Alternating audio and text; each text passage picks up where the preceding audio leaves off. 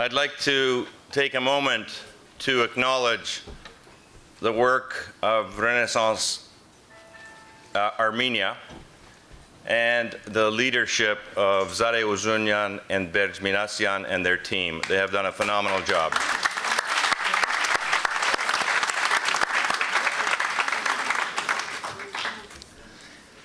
And as I learned from my father long ago, he said, no matter how difficult things are, humor always helps. So with your permission, I'm going to share a story with you. It relates to a man who started from humble beginnings and became one of the billionaires of Canada. His name is Seymour Schulich, and the business school at York is named after him, et cetera, et cetera. And in the midst of the most recent financial crash in 2008, he was asked, Mr. Schulich, are you optimistic? He said, of course I'm optimistic. He said, how can you be optimistic? Why are you optimistic? He said, because I have never met a wealthy pessimist.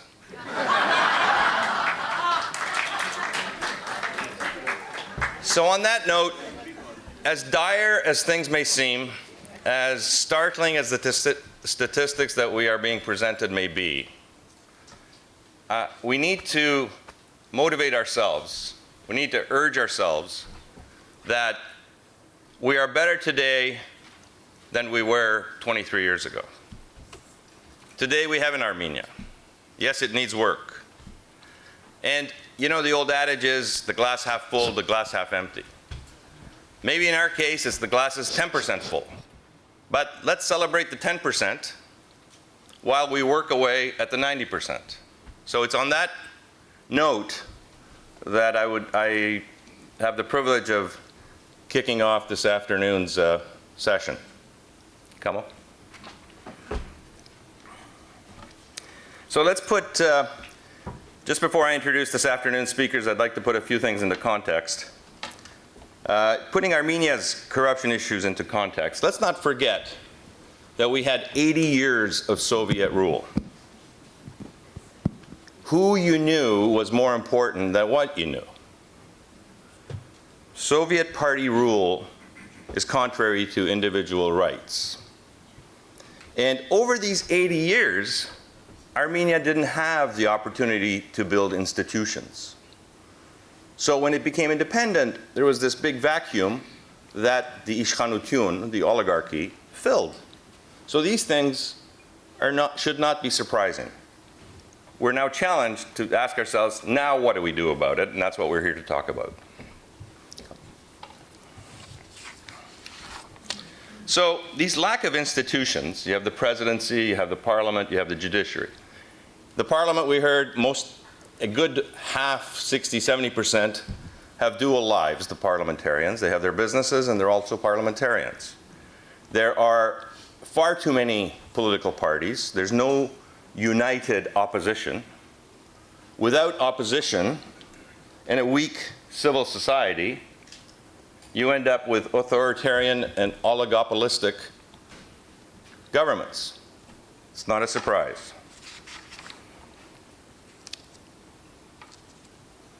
So in this short 20 plus years, an economic elite class has been created in Armenia, which, as the rules of economics have taught us all the way through school, these people, and perhaps to be fair and non-judgmental, if we were in their shoes, maybe we'd be doing the same thing.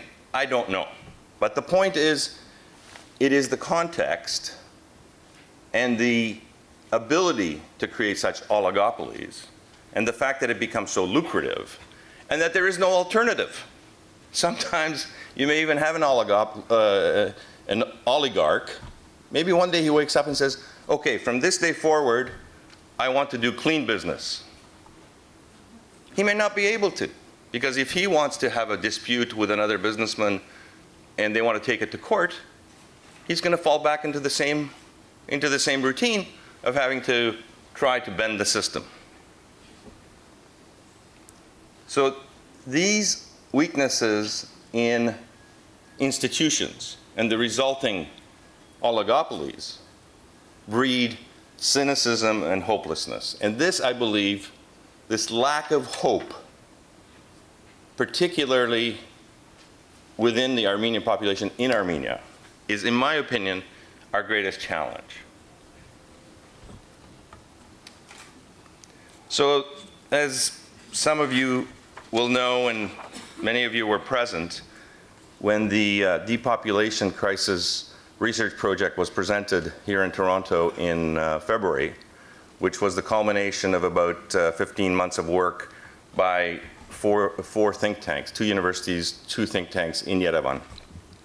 And Kamo Mailian, my colleague, will present an abridged version of the Depop research project shortly. The 2 things that jumped out at us were that there were non-financial reasons to emigrate. People were not emigrating just for financial reasons, just to be able to make a higher income. It was the lack of human development. 40% of respondents, and they did a survey of some 5,000 respondents, and the resulting response rate was very high. And the other response that you get is the lack of rule of law and the lack of democracy.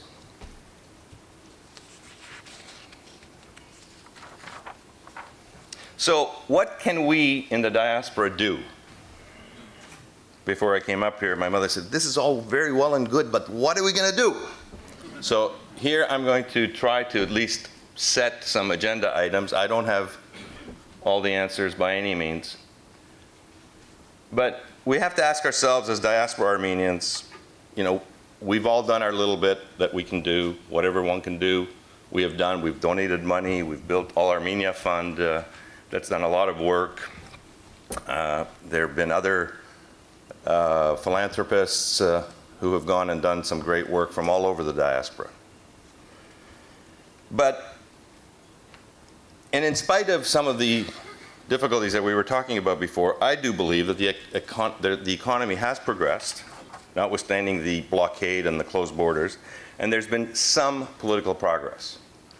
The one area I think successive governments have accomplished is that they have actually run, in my opinion, a successful foreign policy. They have managed, with all their difficulties, to remain friends with both Russia and the United States, and to sometimes even play both ends against the middle. That takes a little bit of jarabigutun. So the questions we need to ask ourselves, I believe, are the following.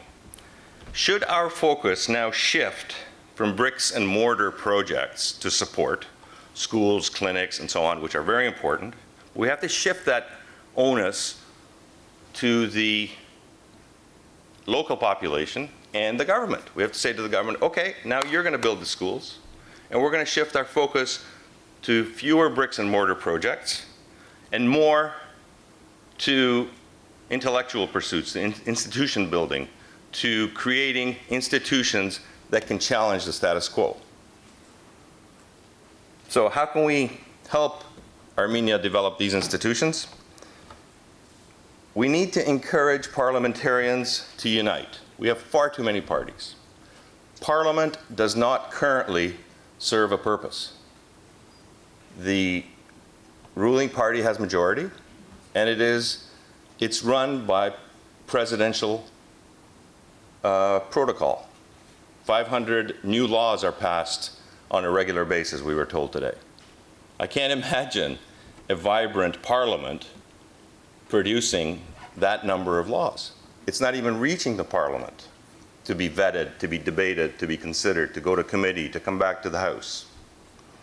So there are far too many parties. To the extent that we have influence, to the extent that we have friends, to the extent that we talk to journalists, visitors from Armenia, this should become topic number 1. No more than 4 or 5 parties in parliament. I'm told today there's 30. On a good day, there might be 35. And then we need to provide support to educational institutions to make the study of governance a desired field of study. We need to provide where we can get involved. Instead of donating to bricks and mortar projects, we can establish chairs in governance at the various universities, at the Yerevan University. And we can ask Daron Acemoglu, we are going to commit $200,000 next year, and we're going to establish a visiting professorship at the Yerevan University for you to go and be a visiting professor next year in Yerevan. Please accept. For example, right? And here's a guy that the president is actually, I'm told, that the president is actually listening to. Sargsyan listens, in other words, he hears him. Whether he actually listens is another story, but they have been together on panels and compared ideas. And then we can work right here with the Canadian government, those of us who are from other countries with our respective countries, to make electoral reform a central piece of our objectives. The next election is 2018? 2017. We have 3 years that we should mobilize monitoring entities. All Western democratic countries send monitors to Armenia. The problem is they get there 4 or 5 days before the election.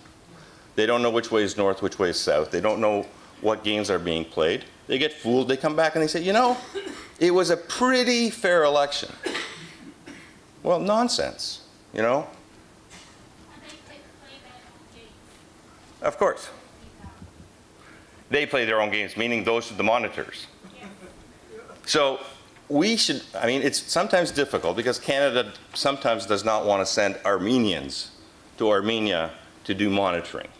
So we should enlarge our circle. We should talk to our Latvian friends and our Ukrainian friends and our English friends.